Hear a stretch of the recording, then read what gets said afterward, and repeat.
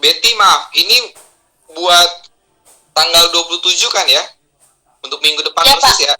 Buat Oke, minggu baik. keempat, benar, iya. Oke, baik. Nah, jadi informasi, gambaran aja dulu, konteksnya dulu. Konteksnya tuh kan, orang Israel ini masih baru banget. Baru banget keluar dari Mesir. Di Mesir mereka hidup sebagai budak, bawahan, mentalitas perbudakannya itu masih kuat. Beberapa waktu yang lalu saya juga sempat menyampaikan bahwa kehidupan keagamaan mereka di Mesir pun itu nggak seperti yang kita bayangkan, seolah-olah mereka itu adalah umat yang sudah menyembah Tuhan gitu. Belum. Karena orang Israel yang ada di Mesir saat itu, beberapa ahli malah melihat ya mereka tidak menyembah Yahweh, belum. Bahkan nama Yahweh kan baru diperkenalkan. Kalau menurut rangkaian atau menurut kronologinya baru diperkenalkan lewat Musa saat ia bertemu dengan semak belukar yang menyala itu. Artinya saat mereka ada di Mesir, mereka masih beribadah kepada ilah lain. Mereka masih punya kebiasaan berinteraksi juga dengan orang-orang yang berbeda penghayatan iman. Apalagi di Mesir kan mereka mengenal dewa-dewi. Gitu ya. Jadi wajar banget ketika mereka baru keluar dari Mesir, keluar dari Teberau, jejak-jejak penyembahan ilah yang biasa mereka kenal itu masih ada. Jadi wajar banget, sangat wajar. Dan mereka cenderung punya kebiasaan memposisikan ilah itu dalam bentuk yang kelihatan. Selama ini mereka tidak menyembah yang lain, bentuk-bentuk yang lain, karena mereka menganggap Musa itu adalah representasi dari Allah itu sendiri. Jadi, kalau di Mesir misalnya, apa sih yang menjadi representasi dari dewa mereka? Siapa sih yang disebut sebagai anaknya dewa? Itu kan Firaun, kurang lebih. Atau kalau dewa-dewa tertentu ya nanti ada representasinya dalam bentuk patung, seperti apa. Jadi itu masih lekat banget di dalam pikiran mereka. Masih terbiasa dengan gaya yang seperti itu. Nah, ini peristiwanya Musa lagi ke gunung. Nah, ke gunung ini ternyata nggak turun-turun. Kira-kira setelah sekian lama Musa naik ke gunung terus nggak turun-turun, rakyat mikirnya gimana? Orang Israel kira-kira akan mikir gimana? Wah, jangan-jangan Musa mati nih. Kan itu ya yang disampaikan ayat yang keberapa tadi itu? Ayat yang ke-1 bagian akhir ya. Mari buatlah untuk kami Allah yang akan berjalan di depan kami. Sebab Musa ini orang yang telah memimpin kami keluar dari tanah Mesir. Jadi nggak tahu, kami tidak tahu apa-apa, kami tidak tahu apa yang telah terjadi dengan dia. Itu mau mengatakan bahwa jangan-jangan Musa udah mati gitu. Nah, kalau Musa udah mati, lalu siapa yang akan memimpin kami? Siapa yang akan menjadi simbol, atau apa yang nanti akan menjadi simbol? Jadi selama ini kelihatan terbentuk loh. Jadi selama ini akhirnya terbongkar lah yang ada dalam pikiran orang-orang Israel itu ternyata Musa seperti sebagai sosok pengganti Allah gitu, yang jelas ada di depan mereka. Dan sekarang mereka hendak menggantinya. Uniknya tidak menggantinya dengan Harun. Uniknya itu ya. Kalau Musa udah nggak ada, kenapa bukan Harun? Gitu. Tapi mereka malah justru memilih patung. Representasinya itu. Ya mungkin dengan patung, kalau nanti Harun mati, ya patung itu masih ada gitu kan. Mungkin ya. Mungkin itu salah satu bayangan juga. Nah, singkatnya saya mengatakan bahwa orang-orang Israel ini masih terbawa pemikirannya dengan kebiasaan mereka saat mereka masih ada di Mesir. Jadi nggak 100% mereka sudah percaya pada Yahweh, belum. Mereka baru belajar. Apalagi jejak sejarah yang mereka buat kan 40 tahun loh ya mereka. Hampir sekitar 40 tahun lah perjalanan mereka Mesir menuju ke Kanaan. Itu supaya paling tidak ada generasi yang dimatikan. Generasi setengah mati. Tinggal generasi yang baru masuk Kanaan. Dengan mentalitas yang baru. Kalau 40 tahun kan kurang lebih itu berarti ada 2 generasi itu ya. Yang akan dilahirkan sesudah generasi yang keluar dari Mesir. Generasi yang dari Mesir membawa mentalitas perbudakan, yang lahir yang masih kanak-kanak waktu mereka keluar dari Mesir, itu menggantikan yang lebih tua, berganti dengan generasi yang baru dengan mentalitas yang baru. Kira-kira seperti itu. Dan itu juga jelas kelihatan jejaknya dalam hal penyembahan terhadap sosok yang dipercaya sebagai Allah, ilah. Kayak begitu. Nah, di sisi lain, Allah mengetahui itu. Musa juga memahami itu. Nah, di dalam percakapan antara Musa dengan Allah ini justru malah menarik. Saya secara pribadi sempat dulu berpikir, loh berarti Allah ini tidak bijaksana. Berarti Allah ini nggak panjang pikiran. Kenapa? Loh, kemudian niatnya sampai berubah gara-gara Musa. Kan Musa seperti yang sedang memberikan nasihat. Wah, Tuhan, kalau kau melakukan itu, apa kata orang Mesir? Tuhan, kalau kau melakukan itu, apa kata kata bangsa ini? Ayolah Tuhan, Ingat tuh Abraham, ingat itu Ishak, ingat itu Israel, yaitu Yakub gitu ya.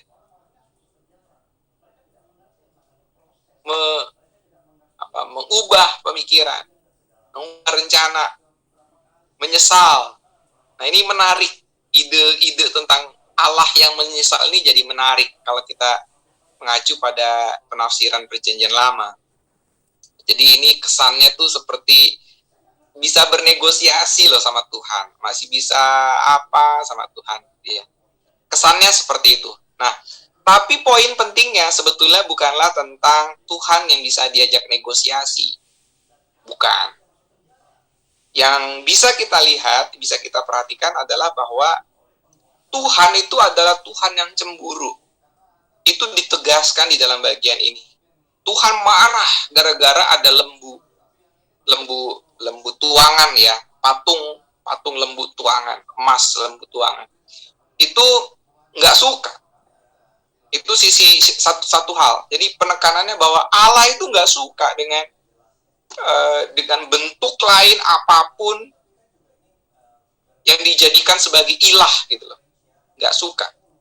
Itu hal yang pertama. Hal yang kedua, dari sisi Musa dan juga Tuhan ini, kita melihat bahwa Tuhan itu tetap mengasihi. Tuhan tetap sayang. Walaupun ketika umatnya sudah berkhianat, sebutlah begitu, pakai istilah yang tajamnya. Tuhan sudah berkhianat, Tuhan tetap sayang. Tuhan tetap mau mendengarkan Musa. Jangan binasakan dan tidak dibinasakan. Nah, itu. Jadi, dari hal-hal seperti itu, ada 3 hal juga yang saya pikir perlu diingatkan. Pertama, dari sisi anak-anaknya. Anak-anak kita tuh punya kebiasaan-kebiasaan yang kadang-kadang baru kita sadari itu nggak berkenan di hadapan Tuhan. Ketika kita sudah menyadari itu, kadang-kadang untuk mengubahnya itu susah. Itu. Jadi proses perubahan itu kan nggak instan, butuh waktu. Ini tercermin dari pengalaman orang Israel keluar dari Mesir, mereka masih membawa jejak-jejak penyembahan terhadap ilah-ilah saat di situasi ini. Mirip seperti kalau misalkan anak-anak kalian terbiasa untuk berbohong misalkan. Entahlah, nanti mungkin Jeremy bisa kasih pandangan kira-kira kata yang baik untuk disampaikan itu seperti apa. Masih fresh kan dari kampus. Kata-kata yang mengafirmasi supaya seseorang tidak melakukan sesuatu yang buruk gitu kan. Kalau saya bilang ya mungkin anak-anak punya kebiasaan buruk dalam bentuk apa, berbohong, ya jangan-jangan itu malah mengafirmasi mereka untuk terus berbohong gitu kan ya. Nah, kalau anak-anak punya kebiasaan-kebiasaan tertentu lalu sadar dan dari kesadaran itu hendak mengubah sesuatu, wajar kok anak-anak kalau sesekali kamu juga masih gagal melakukannya. Itu satu poin. Poin yang kedua, kita punya Tuhan yang maha baik. Walaupun kita kadang-kadang gagal melakukan upaya perbaikan diri, Tuhan tetap setia kok. Tuhan sayang banget sama kita. Tuhan masih nungguin kita supaya kita berubah menjadi lebih baik. Itu yang kedua. Dan yang ketiga, tapi jangan main-main sama Tuhan juga. Jangan mentang-mentang Tuhan itu sangat baik sama kita, terus kita malah membuat ilah lain. Dalam konteks zaman sekarang, ilah lain itu apa sih? Misalkan entah itu Gadget-nya. Gadget. Jeremy tahu ya Gadget ya? Tahu Bapak. Gadget. Ya, Gadget. Tulisannya Gadget. Entah itu Gadget, entah itu apapun lah gitu kan, itu yang jadi ilahnya. Ketika waktunya ikut sekolah minggu, ternyata ada sesuatu yang lebih menggoda, sesuatu yang lain yang lebih menggoda, gitu. Jangan tergoda. Udah waktunya untuk sekolah minggu ya sekolah minggu. Waktunya berdoa ya berdoa. Jangan gara-gara ada tayangan yang lebih menarik jadi dikalahkan dulu doanya, jangan gitu kan. Jangan mentang-mentang di meja, di depan, di piring ini udah ada ayam goreng yang lebih memikat hatinya jadi lupa berdoa juga, jangan. Nah, itu 3 poin yang saya pikir nanti bisa disampaikan. Jadi urutannya adalah pertama, wajar kok anak-anak kalau kamu masih melakukan sesuatu yang salah padahal kamu niat untuk memperbaiki diri, karena memang itu sudah bertahun-tahun kamu jalani. Tapi lihat, Tuhan kita itu Tuhan baik. Tuhan setiap saat nunggu kita kok. Tuhan sabar kok untuk menunggu kita. Tapi ini juga jangan membuat kita jadi kurang ajar sama Tuhan. Ingat loh, Tuhan kita pada saat yang sama juga adalah Tuhan yang cemburu, Allah yang gak suka. Tuhan yang tidak suka kalau kita mengilahkan sesuatu yang lain, apapun itu bentuknya. Gitu ya. Saya belum membagi perbagian pra-remaja, Madya, Pratama, dan Balita. Saya belum membaginya. Sampai sini dulu, mungkin ada yang mau menyampaikan sesuatu. Jeremy mungkin bisa punya pandangan, punya tambahan tertentu. Silakan, kalau ada. Ya, sejauh ini sih saya sama sih Pak. Memang kalau misalnya kembali penggunaan kata-kata, saya juga bingung ketika mengubah kata-kata yang lebih layak untuk anak-anak mengganti berbohong itu sebenarnya bagaimana kan. Memang secara tidak langsung memang berbohong itu takutnya jadi kayak membuat dia jadi buat berbohong gitu loh Pak. Maksudnya Masih untuk jadi itulah Pak. Ya tapi kalau saya ya itu suka memang pemikiran bahwa itu goals utamanya memang. Oke, baik. Tadi barusan kayaknya Suri masuk. Oh ya, Suri nggak ada tampilannya. Suri katanya lagi sakit.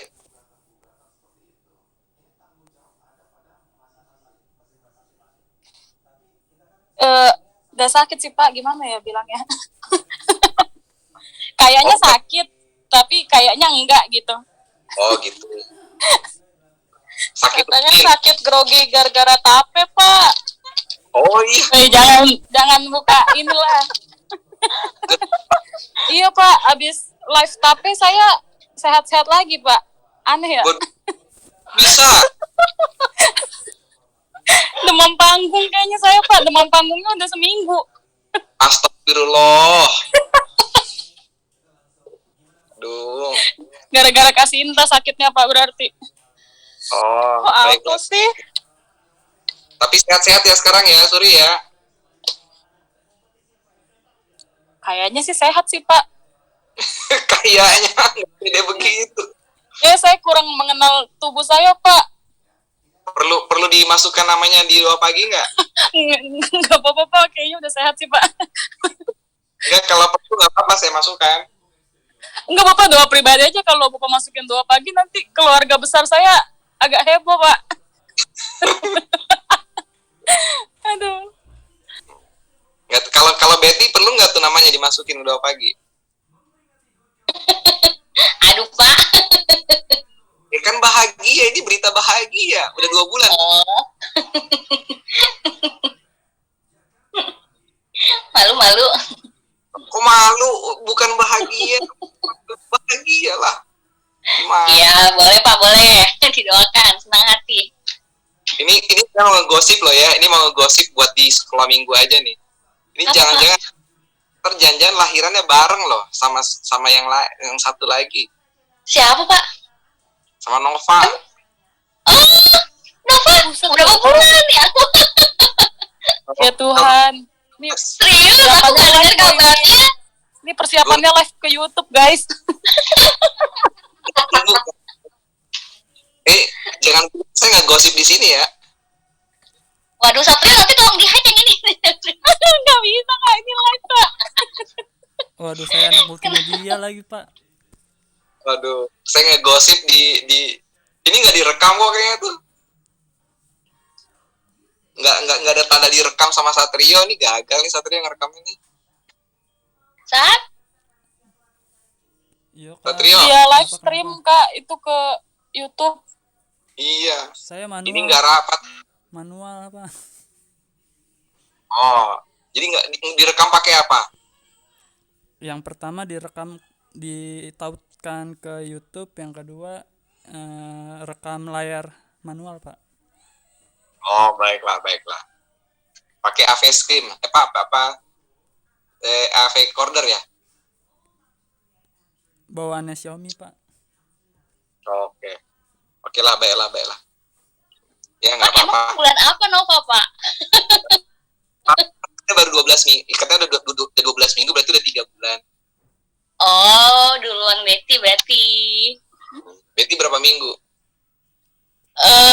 Udah 20 ya? Oh iya. Baiklah. Berita bahagia. Gak usah malu. Udah jelas Iya, Pak. punya suami siapa, udah jelas. Kecuali nggak ketahuan siapa suaminya. Gitu. Aduh, kocak. Oke, balik ke laptop. Nah, yang cocok sebenarnya materi ini menurut saya materi ini sebenarnya sangat cocok buat 2 kelas. Kelas yang pertama itu kelas pra-remaja, yang kedua itu kelas madya. Karena di usia-usia seperti itu mereka masih dalam madya itu kan kelas 4 ke kelas 6 ya. Betul ya? Betul, Pak. Ya, pra-remaja usia SMP itu kan usia-usia saat mereka tuh masih mencari bentuk, mereka sedang baru uji coba gimana gitu kan. Ini cocok sebenarnya buat mereka. Jadi saya pikir untuk mereka aktivitasnya ya nggak, kalaupun mau dibuat aktivitasnya, daftarkan hal-hal apa yang buruk menurut mereka yang ingin mereka ubah. Nggak perlu banyak-banyak, sebut aja ada 2 hal atau sebutlah 1 hal yang mereka ingin ubah, itu hal buruk yang mereka kenal dari diri mereka yang ingin mereka ubah. Itu untuk kelas madya dengan kelas pra-remaja. Nah, kalau untuk yang kelas pratama dengan kelas balita, mungkin mereka bisa mencocokkan beberapa. Ini kayak apa ya? Kalau yang untuk anak-anak sekolah yang udah SD kelas 1 sampai kelas kelas 3, itu mungkin bisa mencocokkan menghubungkan kata dengan kata. Ya, jadi kayak mencocokkan, tahu ya, mencocokkan ya. Ya, misalkan Tuhan, Yesus. Yang mencocokkan kata-kata begitu nanti. Di yang kolom kiri dan kolom kanannya itu berbeda. Nah, untuk yang kelas balita, mungkin mereka bisa pakai mencocokkan gambar tapinya. Mencocokkan gambar. Nah, kalau mau menggunakan aktivitas seperti yang mewarnai gambar buat anak balita, boleh juga. Kan ada ya, mewarnai lembu emas ya. Nah, kalau mau mewarnai boleh juga gitu kan, mewarnai boleh juga. Tapi hanya sekedar mewarnai, menurut saya nggak terlampau tajam untuk apanya. Lagi pula mungkin tidak semua anak senang menggambar juga. Tidak semua anak juga senang mewarnai juga. Sesekali membuat semacam variasi dengan cara mencocokkan gambar di kolom A dengan gambar di kolom B, itu beberapa gambar nanti dibuat garis-garisnya. Ya. Itu usulan saya. Tapi kalau nanti kalian punya ide sesuatu yang berbeda, oke, nggak ada masalah saya pikir. Oke, itu dari saya. Silakan kalau ada pertanyaan, ada komentar, silakan. Pak, maaf dijeda dulu, mau bikin room baru ya Pak? Apa gimana nih Pak? Durasi, Udah 40 menit. Iya, durasi udah terbatas. Silakan. Iya, baik. Sini, kalau nggak ada lagi pertanyaan ya udah. Kalau memang semuanya udah oke. Gimana nih kakak-kakak yang lain? Tinggal berapa menit lagi, Satrio? Udah beberapa menit lagi sih Pak ini. Oke. Ada 2 menitan lagi. Jadi cukup jelas. 2 menitan ada Pak. Oke. Gimana? Jelas? Jelas Cukup? Pak, kalau Betty cukup ya. Nanti kalau ada pertanyaan mungkin bisa bantu WhatsApp ke Bapak. Iya, aku baik. juga Pak. Ikut-ikut aja sini. Oke, lanjut. Suri, aman? Aman Pak, saya nggak ngajar sebenarnya. Oke, kalau udah aman cukup berarti Satrio nggak perlu bikin room baru. Baiklah Pak. Oke, baik. Nanti Jeremy kan sudah masuk di grup WA jemaat. Ya, nanti kalau misalkan nanti mau kontak-kontak kayak nama-nama yang udah ada nih yang sekarang ini, tanya-tanya soal aktivitas di sekolah minggu tuh kayak gimana, boleh silahkan langsung japri juga boleh. Untuk kan ya. Dari gereja mana Pak? Kak Jeremy, kalau boleh tahu. Nah, nanti kenalannya. Silakan kenalannya ya, waktunya udah tinggal 2 menit. Oh yaudah. Nanti kenalannya di lain waktu ya Kak ya. Siap Kak. Ya, oke, silakan itu nanti dilanjutkan. Cukup ya, Satrio? Cukup Pak, cukup. Oke. Silakan tutup doa. Mari kakak-kakak kita satu dalam doa. Puja dan syukur kami panjatkan kehadirat-Mu Bapa. Terima kasih atas persiapan pada malam hari ini Tuhan. Kiranya kami sebagai pengajar boleh sama-sama mengerti akan firman Tuhan. Boleh sama-sama merenung dan melakukan kebenaran firman Tuhan dalam kehidupan kami. Sehingga kami tidak juga hanya mengajar kepada adik-adik sekolah minggu, tapi kami juga dapat merenungkannya dan melakukannya dalam kehidupan kami sehari-hari. Tuhan berkati aktivitas kami selanjutnya, biarlah Tuhan Yesus selalu menyertai kami. Terima kasih Tuhan Yesus, haleluya, amin. Amin. Baik, terima kasih banyak semuanya. Sampai Terima kasih Pak. Selamat malam, selamat istirahat. Terima kasih Pak.